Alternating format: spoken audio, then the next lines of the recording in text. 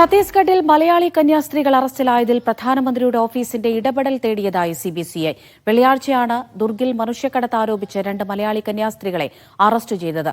കണ്ണൂർ തലശ്ശേരി ഉദയഗിരി ഇടവകയിലെ വന്ദന ഫ്രാൻസിസ്, സംഗമാലി എളവൂർ ഇടവകയിലെ സിസ്റ്റർ പ്രീതി മേരി എന്നിവരാണ് അറസ്റ്റിലായത്. അവർ 3 പേരും കൺഫേംഡ് ടിക്കറ്റിൽ ദുർഗിൽ നിന്ന് ആഗ്രയിലേക്ക് ട്രാവൽ ചെയ്യാൻ വന്നതാണ്. അവർ നിസാമുദ്ദീൻ ഹംസഫർ എക്സ്പ്രസ്സിൽ with confirm ticket they were planning to travel. അവരുടെ പേരൻസിൻ്റെ കൺസെൻറ്റ് ലെറ്റർ അവരുടെ കയ്യിലുണ്ടായിരുന്നു, സിസ്റ്റേഴ്സിൻ്റെ കയ്യിലുണ്ടായിരുന്നു. കൂടാതെ അവിടെ ആധാർ കാർഡ് കാണിക്കുന്ന അനുസരിച്ച് അവരെല്ലാവരും മേജറാണ്. ആധാർ കാർഡിൻ്റെ കോപ്പി നമ്മുടെ കയ്യിലുണ്ട്. അവരെല്ലാവരും സ്വന്തം ഇഷ്ടത്തോടു കൂടി വന്നവരാണ്. പിന്നെ കുട്ടികൾ കൊടുത്ത സ്റ്റേറ്റ്മെൻറ്റ്സിനെയൊക്കെ റിവേർട്ട് ചെയ്യാനായിട്ട് അവർ ഫോഴ്സ് ചെയ്തു എന്നാണ് ഞങ്ങൾ അറിയപ്പെടുന്നത്. ഞങ്ങൾക്ക് കിട്ടിയേക്കണേ ഞങ്ങൾ നിർബന്ധിച്ച് കൊണ്ടതാണെന്ന് പറയാൻ ആവശ്യപ്പെട്ടു കുട്ടികളോട്. PR അരവിന്ദ് ഡൽഹിയിൽ നിന്ന് ചേരുന്നുണ്ട്. അരവിന്ദ്, വാർത്തയുടെ വിവരങ്ങൾ എന്താണ്?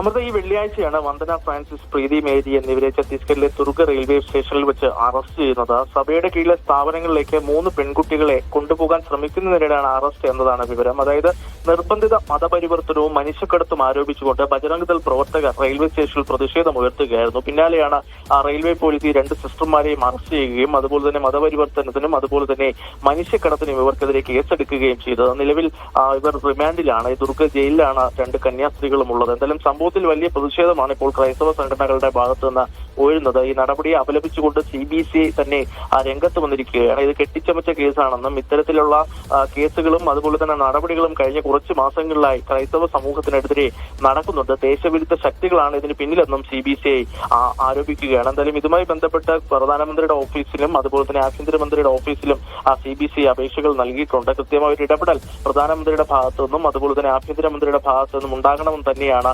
CBCI ആവശ്യപ്പെട്ടിരിക്കുന്നത്. നിലവിൽ ഇവർക്ക് വേണ്ടിയുള്ള ജാമ്യാപേക്ഷ നാളെ സമർപ്പിക്കുമെന്ന് കൂടി CBCI വ്യക്തമാക്കിയിട്ടുണ്ട്. ഇതുകൂടാതെ തന്നെ ഈ പെൺകുട്ടികളുടെ മാതാപിതാക്കളെ ദുർഗിൽ എത്തിച്ചുകൊണ്ട് സത്യാവസ്ഥ ബോധ്യപ്പെടുത്താനുള്ള ശ്രമങ്ങൾ നടക്കുമെന്നും ഇപ്പോൾ CBCI വ്യക്തമാക്കുന്നു. പക്ഷേ ക്രൈസ്തവ സമൂഹത്തിനെതിരെയുള്ള അതിക്രമങ്ങളാണ് ഇതിലൂടെ വ്യക്തമാക്കുന്നതെന്ന് തന്നെ CBCI ചൂണ്ടിക്കാണിക്കുകയാണ്. എന്തായാലും ജാമ്യാപേക്ഷ അടക്കം നാളെ സമർപ്പിക്കുമ്പോഴും കഴിഞ്ഞ 2 ദിവസമായി ഈ കന്യാസ്ത്രീകൾ ജയിലിലാണ്. എന്തായാലും വലിയ രീതിയിലുള്ള അതിക്രമം ഇവർക്കെതിരെ നേരിടേണ്ടി വന്നു എന്ന് തന്നെ CBCI ആരോപിക്കുകയാണ്. അമൃത.